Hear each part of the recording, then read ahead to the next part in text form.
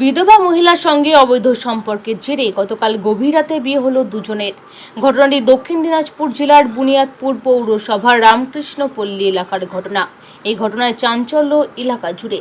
জানা গেছে, বিধবা মহিলা রীনা দাসের বয়স 47, হরিরামপুর ব্লকের গ্রুপ ডি এর কর্মী।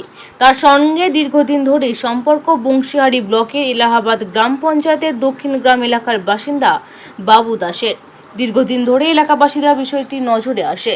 গতকাল রাতেও দক্ষিণ গ্রাম এলাকার বাসিন্দা বাবু দাস ওই বিধবা মহিলার বাড়িতে আসে এবং দীর্ঘক্ষণ ধরে বাড়ি থেকে বের না হওয়ায় এলাকার লোকজন ওই বিধবা মহিলার বাড়িতে যায়।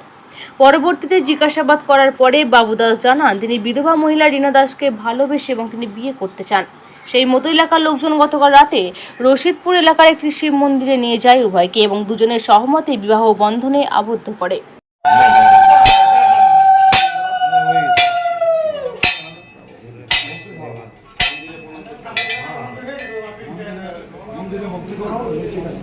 একদম ভক্তি ভক্তি সারা জীবন কাটাবে। হরে কৃষ্ণ।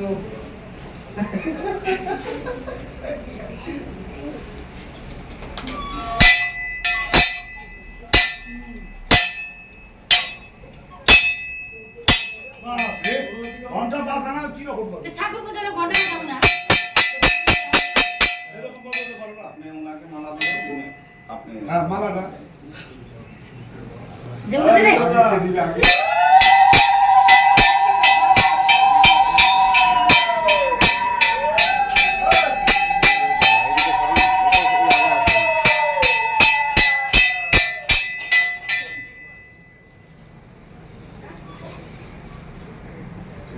হয়েছে কত হয়েছে হয়েছে কাজ হয়ে গেছে এক কাজ মালাটা রাখো।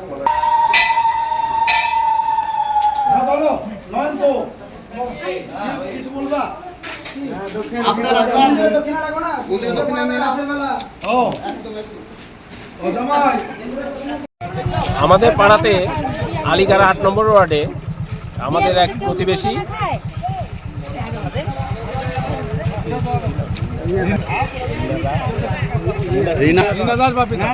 রীনা দাস আমাদের প্রতিবেশী। সে তার স্বামী নেই, সে একা একা থাকে। কিন্তু কিছুদিন যাবৎ আমরা লক্ষ্য করছি যে একজন অপরিচিত লোক তার বাড়িতে মাঝে মধ্যে রাত্রি যাপন করে থাকেন। তো আজকে আমরা গ্রামের সবাই মিলে সেখানে উপস্থিত হয়েছি। আমরা জানতে পারলাম যে তার নাম বাবু দাস, তার বাড়ি দক্ষিণ দিনাজপুর জেলার দক্ষিণ গ্রামে দরগাপাড়ায়। আচ্ছা, তো এইবার যখন ওনাকে আমরা বিভিন্ন রকম প্রশ্ন করি যে আপনারা কী হিসাব সম্পর্কে থাকেন এখানে, তখন ওই ভদ্রলোক স্বীকার করেন যে না, আমরা এতদিন ভাই বোন হিসাবেই পরিচিতি দিয়ে থাকতাম, কিন্তু এখন আমরা উভয়কে ভালোবাসি এবং আমরা বিয়ে করতে রাজি আছি। সেই মোতাবেকে গ্রামের সবাই উপস্থিত হয়ে তাদেরকে ওই রশিদপুর শিব মন্দিরে বিবাহ অনুষ্ঠান সম্পন্ন করে। রীনা দাস উনি হচ্ছেন হরিরামপুর ব্লকে কর্মরত। আচ্ছা, কিসের কি হিসাবে কর্মরত। আচ্ছা আচ্ছা।